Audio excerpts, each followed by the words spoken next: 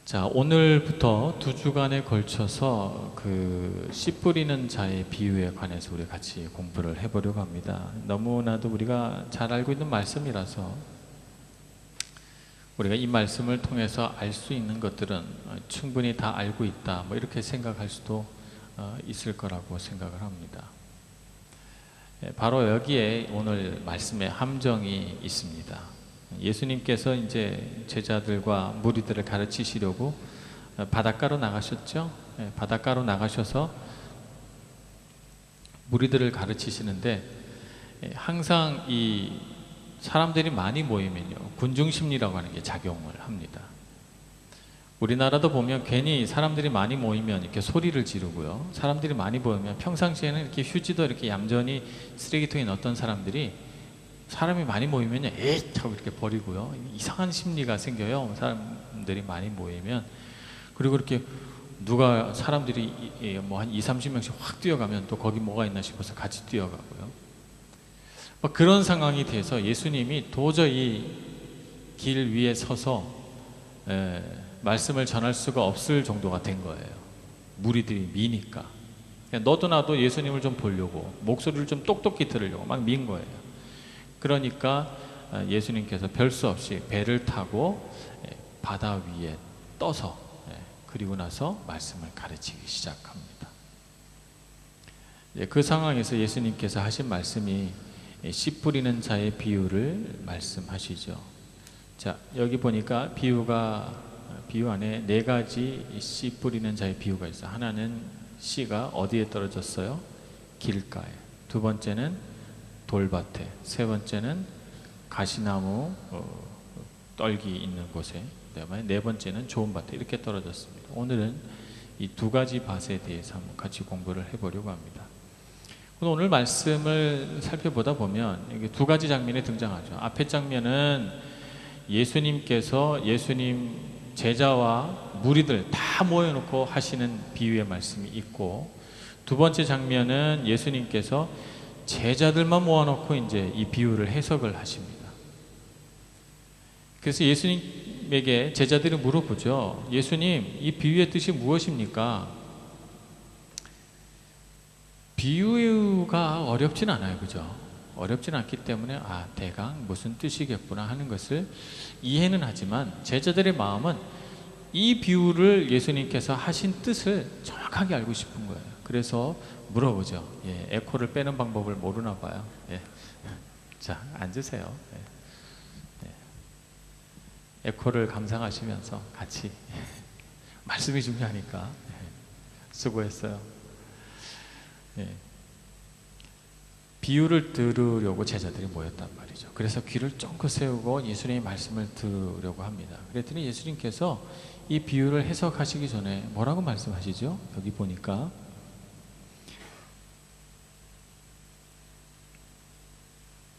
이르시되, 여기 오늘 11절 말씀, 이르시되 하나님 나라의 비밀을 너희에게는 주었으나 외인에게는 모든 것을 비유로 하나니 이는 그들로 보기는 보아도 알지 못하며 듣기는 들어도 깨닫지 못하게 하여 돌이켜 죄사함을 받지 못하게 하려 함이라 하시고, 또 이르시되 너희가 이 비유를 알지 못할진대 어떻게 모든 비유를 알겠느냐. 그러면서 이제 이 비유의 말씀을 해석해서 들려주시기 시작합니다. 자, 이 말씀에서 중요한 건 말이죠, 하나님 나라의 비밀이 감추어져 있지 않다는 거예요. 우리가 이걸 알아야 됩니다. 제가 예전에 추리소설을 제가 아주 추리소설을 좋아해요. 지금은 잘 안 읽습니다만 한때는 뭐 셜록 홈즈 시리즈 다 읽고요, 그 다음에 코난 도일이 지은 또 루팡 시리즈를 또 다 읽고요, 그 다음에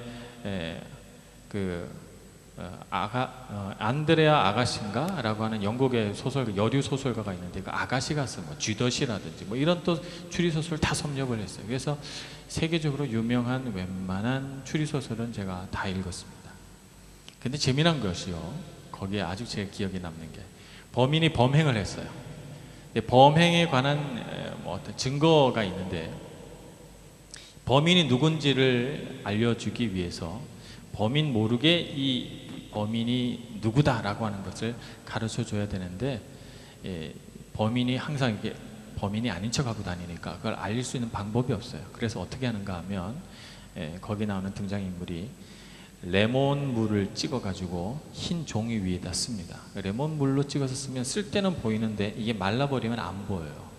그리고 아무렇지도 않게 그냥 책상 위에 이렇게 던져놓은 거예요. 그러니까 아무도 그 흰 종이를 의심해 보지 않고 이렇게 웬 쓸데없는 종이가 있지 하고 이렇게 치워버린 거죠. 그래서 서류 속에 들어가 버린 거예요.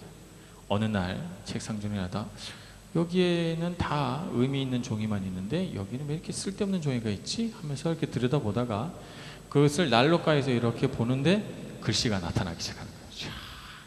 난로불에 이 레몬으로 쓴 글자가 이렇게 드러나기 시작합니다. 뭐 그런 추리소설을 읽어본 적이 있어요. 뭘 말하려고 하는 거냐고 얘기하고 나니까 엄청 유치하네요. 이게 뭘 얘기하려고 하는 거냐 하면 주님께서 말하시는 하늘나라의 비밀은 무슨 금고에다 넣어서 막 다이얼을 돌려서 꼭꼭 숨겨놔서 비밀이 아니라는 거예요. 너무나도 밝히 세상 가운데 드러났지만 사람들이 그게 하늘나라의 비밀인지 몰라서 비밀인 거예요.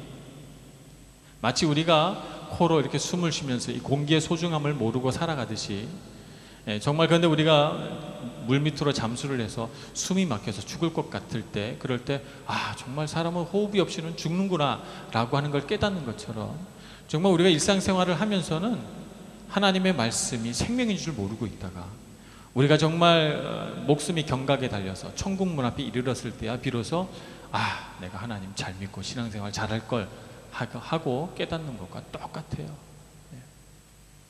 그래서 하늘나라의 비밀이 여기 있다는 것입니다.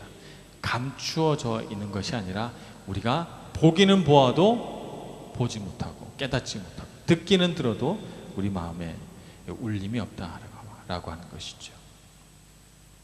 그래서 우리가 정말 하나님의 말씀에 대해서 뭐 비밀한 것이 있다고 생각하고 막 파헤쳐 나가는 방법은 대단히 어리석은 방법이에요. 그래서 무슨 성경의 말씀 안에 무슨 코드가 있다면서요? 그래서 막 코드를 찾으려고 하는 이런 분들 어리석은 사람이죠. 하늘나라의 비밀은 무슨 코드 속에 있잖아요. 성경의 글자를 뭐 이렇게 암호화시켜서 기호화시켜서 연구를 해가지고 뭔가 비밀이 숨겨져 있다고 생각하면 착각이에요. 예수님께서는 그렇게 말씀하지 않으셨어요. 오늘 말씀에 보면 보기는 보아도 알지 못하며 듣기는 들어도 깨닫지 못하는 것이 바로 하늘나라 비밀의 법칙입니다. 그래서 오늘 예수님께서 비유를 들어서 말씀을 하시는데 오늘 보니까 제일 처음에 나온 비유의 말씀이 길가에 뿌려진 씨예요. 그죠? 씨라고 하는 건 뭐죠? 씨라고 하는 것은 말씀이에요. 이 말씀이라고 하는 것이 굉장히 중요하죠. 성경에는 요한복음 1장 1절에 태초에 말씀이 계시니라 이렇게 선언하고 있습니다. 말씀이라고 하는 것은 창세기 1장 1절에서도 태초에 하나님이 이 세상을 창조하실 때 흑암 중에 하나님이 이렇게 운행하시다가 하나님이 말씀으로 세상을 창조하셔요. 말씀이라고 하는 것은 어떻게 보면 하나님 그 자신이라고 볼 수도 있는 거예요. 하나님께서 말씀 속에서 자기 자신을 계시하고 말씀 속에서 능력을 보여주시고 말씀을 통해서 우리 모든 사람들에게 하나님이 진리의 말씀을 계시하신단 말이죠. 그래서 말씀은 참 중요합니다. 사람 마음에도 말씀이 딱 떨어졌을 때 거기에 반응이 있느냐 없느냐 이게 참 중요해요. 근데 길가라고 하는 건 뭐예요? 말씀이 딱 떨어졌는데 길가는 어떻게 되죠? 사람이 다녀요, 차가 다녀요, 뭐 당시에는 수레가 다녔을 테죠. 수레가 다녀서 땅이 꼭꼭 밟혀가지고 씨가 들어갈 수가 없어요. 너무나도 많은 사람들이 지나갔고 너무나도 바쁜 일들로 가득 차 있고 너무나도 복잡한 세상사에 지쳐서 심령이 다져질 대로 꽉꽉 다져진 거죠. 제가 운동을 좋아해서 여기 이태리 와서는 제가 운동을 잘 못하고 있습니다만 3년째 계속 쉬고 있는데 한국에서는 이제 새벽 예배 마치고 이제 헬스장에 가서 이제 운동을 해요. 그럼 트레이너가 와서 이렇게 근육을 이렇게 만져봅니다. 제 근육을 만져보면서 굉장히 피곤하신가 봐요. 이렇게 저한테 얘기를 해요. 그래서 아니 그걸 어떻게 하세요? 여기 다 뭉쳐 있는데요. 근육이 이렇게 말하죠. 뭐예요?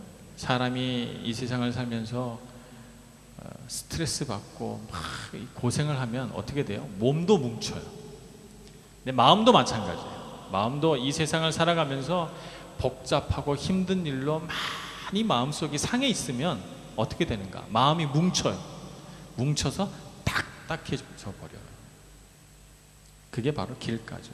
그런 길가에 찌를 던져봐도 그 길가에는 씨가 들어가서 싹을 틔울 수 있는 그런 부드러운 땅이 되지를 못하는 것이죠. 그것이 뭔가 하면 깨달음이 없다는 거예요. 보기는 보아도 알지 못하고 듣기는 들어도 깨닫지 못하는 거죠. 그래서 아무리 위대한 설교가가 와서 말씀을 전하고 아무리 연설자가 와서 연설을 하고 해도 아무런 말씀을 들어도 그 마음에 뭐가 없어요? 감동이 없어요. 깨달음이 없어요. 이런 상태에 있는 사람을 길가에 뿌려진 씨다, 이렇게 말하는 것이죠. 이런 사람의 마음은 어떻게 해야 부드러워져서 씨앗이 뿌려졌을 때 이 씨가 발아할 수 있을까요? 가장 좋은 방법은 어떻게 하는 거예요? 기경해야죠. 길가를 밭을 만들려면 농부가 소를 끌고 와서 이 길가에다가 뭐라 그럴까? 밭 가는 걸 뭐라고요?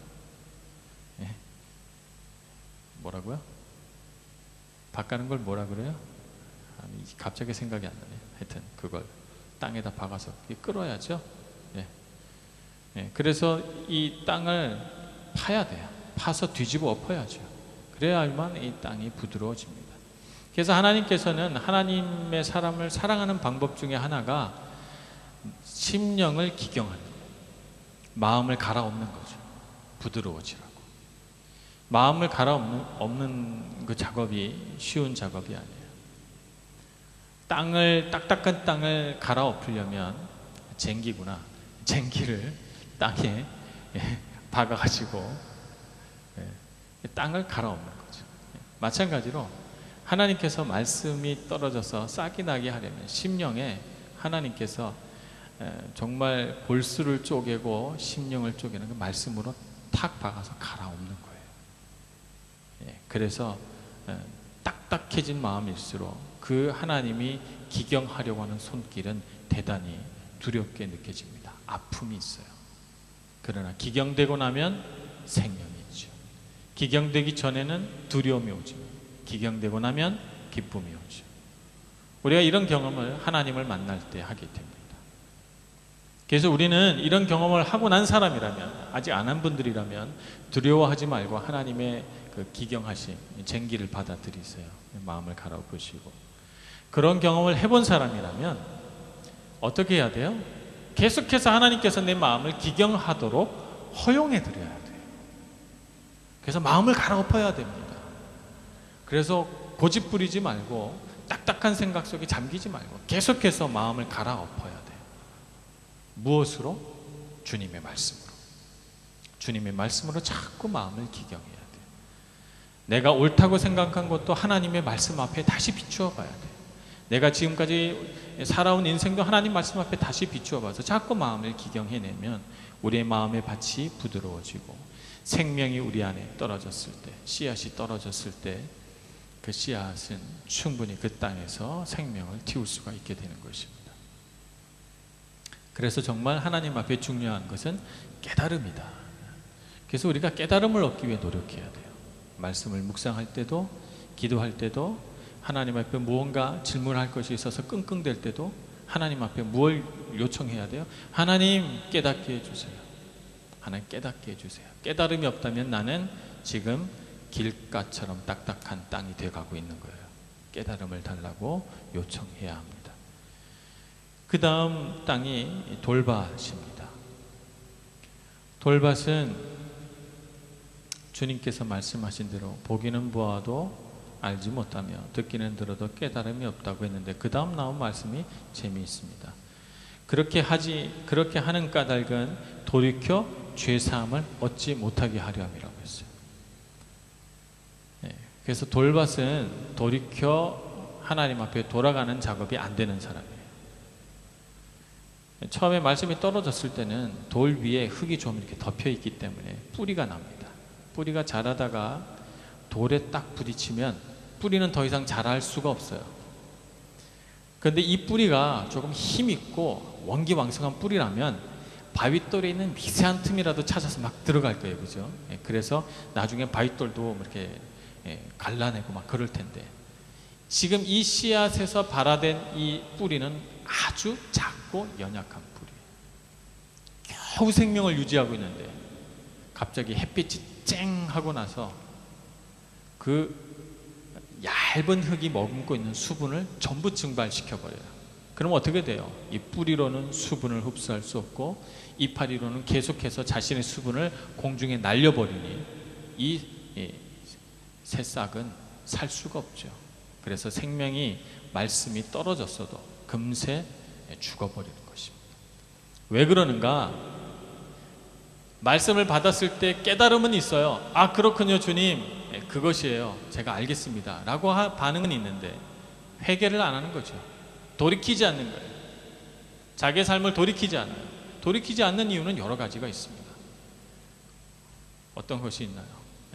자기가 지금까지 살아오던 삶의 패턴이 있잖아요. 이 패턴을 못 바꾸는 거예요. 삶의 습관들을 못 바꾸는 거예요. 이 패턴들을 못 바꾸고 계속 내가 지금까지 살아온 대로, 정욕이 이끄는 대로 계속해서 이 패턴 속에 마치 다람쥐가 쳇바퀴 돌듯이 돌아가는 거죠. 못 나와요. 공포의 수레바퀴죠. 계속 이 패턴 속에 있는 거예요.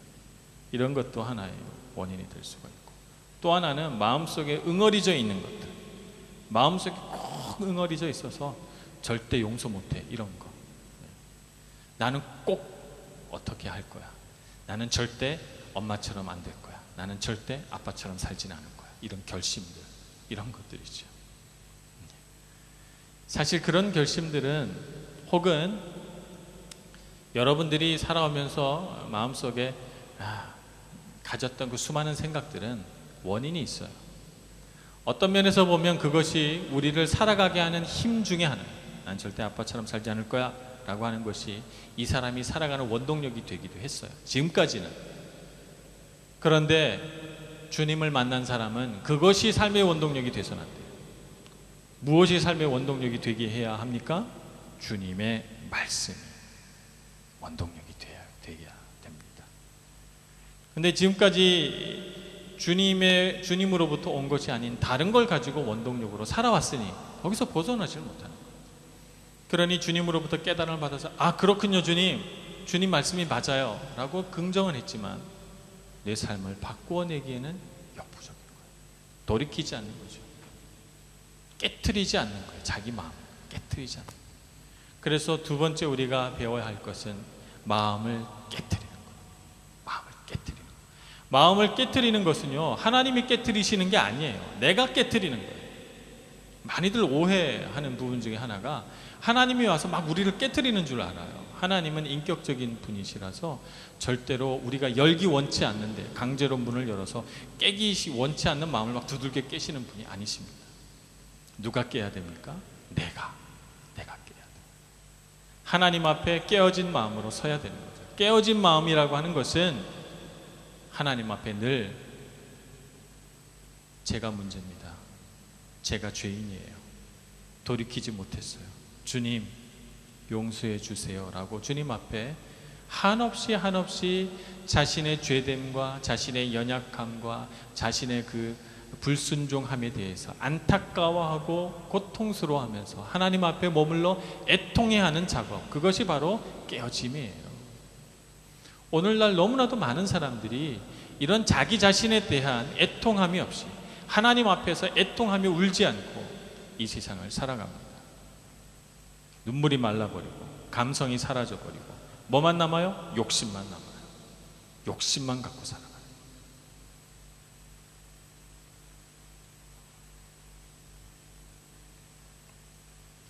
우리는 깨어진 마음을 가져야 됩니다. 그래서 우리 마음, 우리 심령 깊은 곳에, 겉에는 흙으로 이렇게 덮여져 있지만 사람들이 보지 못하는 내 마음속에 깊은 곳에 도사리고 있는 그 돌, 딱딱한 것들을 깨야 돼요. 애통해야 돼요. 그래서 그것 때문에 울어야 돼요. 하나님, 내가 너무 아프다고, 딱딱하게 굳어버렸다고 주님 앞에 말씀드리고 주님께 그 마음을 내어놓고 하나님 깨어진 마음 갖게 해달라고 요청해야 되는 것이죠. 깨어지고 나면 아무것도 아니에요. 내가 그렇게 소중하게 여기는 그 딱딱한 것이 내 인생의 가장 큰 걸림돌인 것이죠. 소중한 것이 아닌데 소중한 것 같이 여겨지는 거예요. 깨고 나면 주님이 그 깨어진 틈으로 이 말씀의 씨에서 나온 뿌리들이 들어가서 숨쉬게 하고 그 돌들이 점점 더 많이 깨지게 해서 돌밭이던 내 영혼의 밭이 어느새 수풀이 무성한 밭으로 자라나게 해 주십니다. 그런 풍성함을 누리는 여러분들이 되시기를 바라요.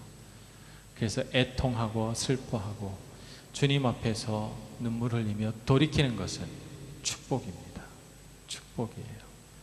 많이 애통하고 많이 울고 주님 앞에서 많이 깨어진 사람일수록 더 성숙한 인격과 더 아름다운 미래를 보장받게 됩니다.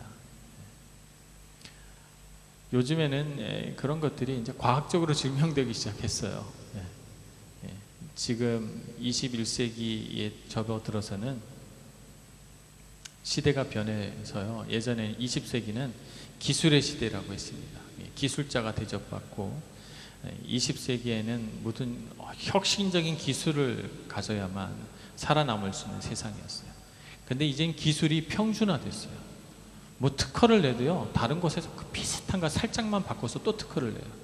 그러니까 TV 특허 낸 TV라고 해도 다른 TV와 비교해 보면 거의 기술력의 차이가 없어요. 자동차를 사려고 해도 예전에 자동차의 기술 수준이 차이가 많이 났습니다만 이젠 자동차도 기술 수준이 평준화가 됐어요. 모든 것이 평준화돼서 기술력의 하여튼 정점에 다들 와 있는 것 같아요. 그래서 학자들이 뭐라 그러냐면 이제 21세기는 감성의 시대다 이렇게 말합니다. 그래서 잘 보세요. 자동차 광고할 때 이 자동차는 어떤 특별한 기술력이 있다고 광고하지 않아요. 감성에 호소하죠. 자동차 멋있게 가다가 회전을 샥 한다든지 아름다운 여자가 자동차 문을 착 열고 나온다든지 뭐 이런 걸 가지고 이 자동차를 구입하려고 하는 사람이 감성에 호소한단 말이에요. TV도 마찬가지고 모든 물건이 다 그래요. 그래서 21세기는 기술의 시대가 아니고 감성의 시대예요. 어떤 사람이 세상 가운데서 더 유능한 사람으로 인정받게 될까요? 감성이 뛰어난 사람. 근데 하나님 앞에서 마음이 굳어져 있고 하나님 앞에서 정말 딱딱해진 사람은 세상 가운데서도 그럴 수밖에 없어요. 그런데 그런 사람이 세상 속에서 억지로 감성을 쥐어 짜낸다고 한들 무슨 감성이 나오겠어요? 욕심밖에 나오지 않죠. 욕심은 감성이라고 부르지 않죠. 그래서 하나님 잘 믿는 길은 세상에서도 복 받는 길이에요. 그러니 여러분 마음을 깨트리시길 바랍니다. 마음을 깨트리시고 여러분 마음 가운데 얼어붙었던 감성을 깨우세요. 꼭꼭 숨겨놓고 부끄러워 감추어놨던 여러분들의 돌들을 깨버리세요. 축복입니다. 애통해 하시고 많이 우시고 하나님께서 우리 마음의 문을 두드리고 깨달음을 주고 돌이켜 죄사함을 얻게 해달라고 그렇게 기도하시면 여러분들의 심령의 밭은 아름답고 비옥한 땅이 되어 주님 앞에 큰 복을 누리게 될 것입니다. 기도하겠습니다. 은혜가 많으신 하나님 아버지, 우리의 마음이 갈수록 욕심만 많아지고 우리의 눈은 주님을 찾게 되지 않을 때 주님 오셔서 우리 마음의 문을 두드리시고 우리에게 말씀하여 주시옵소서. 문을 활짝 열고 주님을 만나고 주님을 영접하기를 소망합니다. 그래서 정말 우리 마음속에 얼어버렸다, 딱딱하게 굳어버렸던 우리 심령을 깨워 주님을 바라보고 주님을 찬양하고 기뻐하고 주님을 향해 감격하며 나아가길 원하오니 주님 우리를 만나 주시옵소서. 예수님의 이름으로 기도합니다. 아멘.